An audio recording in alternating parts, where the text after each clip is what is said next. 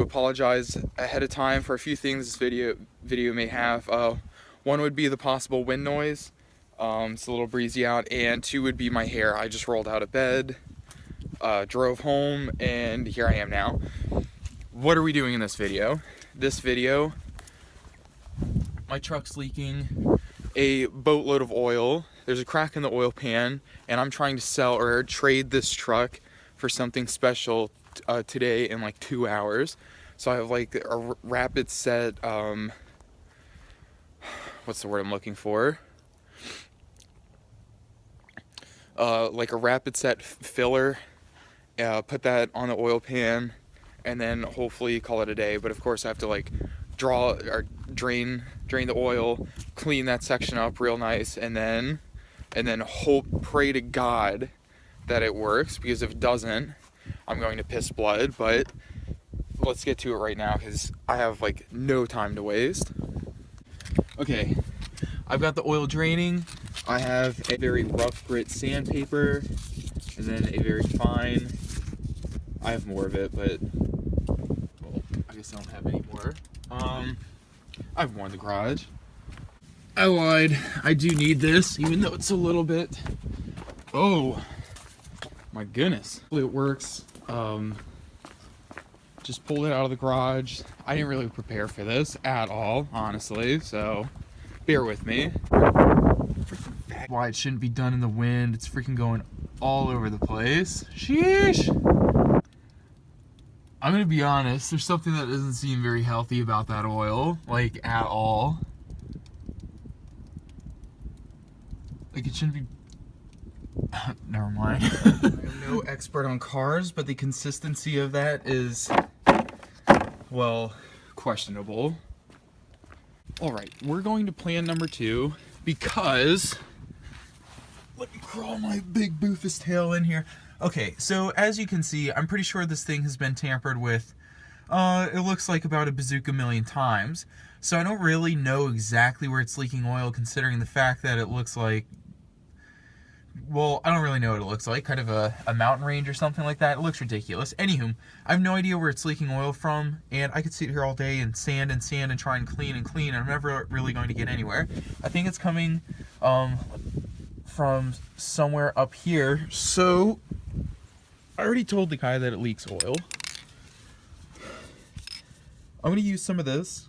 Honest to God, don't think it's going to work, but it's worth a shot because there's really nothing else I can do. Plan number 3.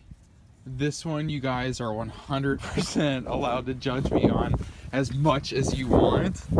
Yes, I'm going there. As you can see, how do I zoom in on this? Oh yeah. As you can see, it's just kind of running down, which I kind of figured was going to happen. So that went absolutely nowhere. I guess I could still try and use the adhesive stuff I got for it, but there's just no way to get up there and clean it the way that it needs to be, so whatever. Okay, so I'm disgusted with myself for even doing this, but there's duct tape. There's copper spray gasket on there. I'm gonna put the old oil back in it and call it a day. I can't even believe I put duct tape on an oil pan, but you know what? It is what it is. And speaking of the oil, it's cleared up a bit. I think it was just where the oil was kind of splashing in there, it bubbled up and made it look really nasty, but it looks fine now, so it should be good. Alright, I said I was gonna beat this guy at like 3. It's like 2:20 something right now, and it's like a 30-minute drive, so I've got oil back in the truck. I will stop by AutoZone and pick up some more oil and call it a day. The truck that I'm trading for is, let me flip this around. The truck that I'm trading for is an early model of a certain engine. And some of you may be able to put together what I'm saying right now, because I don't want to spoil any surprises, but I don't know if I want to go for it for that one reason, because the early model the early model trucks are kind of just known for having more issues than they already have. So we'll see if I pick it up, but it's kind of a rare engine trans combination, so it may still be worth it. But yeah, I'll definitely have to look. I know that the body isn't in as good a shape as this white one, but this white one just kind of sucks. So this guy said he's already where we're supposed to meet, and I'm like 30 minutes away. I haven't even left the house, so I don't know why he's already there, but I still need to stop by AutoZone or something. God, look at me screwing up that shot. Good God. Well, there's at least enough oil to fire the injectors, so look at that poof of smoke. Sheesh. Anyway, let me get going. I'm not gonna lie, I really hate this truck. Like, I honest to God hate it, but I'm gonna miss this thing, like, all at the same time. Cause it's just like, it's a pretty truck, I'm not even gonna lie, and it just gets so many looks. Oh my goodness. Everywhere I go, it's like someone looking at this truck just gawking, like, oh my gosh, it's so pretty. So it's gonna be hard to get rid of if I do choose to trade, but it is what it is. It's big, loud, obnoxious, and pain in the rear to drive, and just leaks every kind of fluid under the God-given sun. So, well, guys, it was a no-go. Didn't trade. I'm not gonna lie.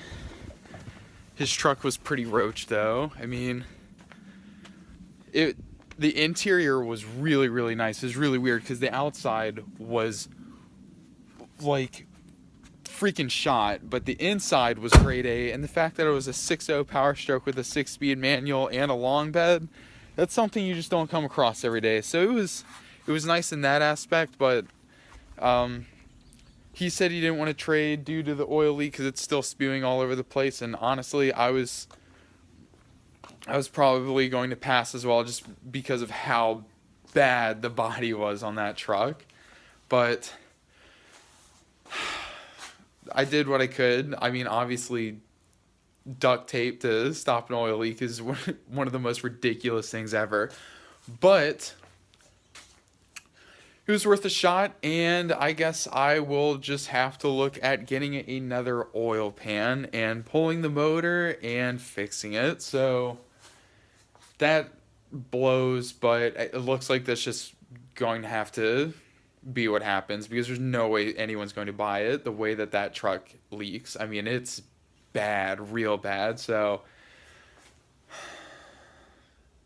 anyway, catch you guys later.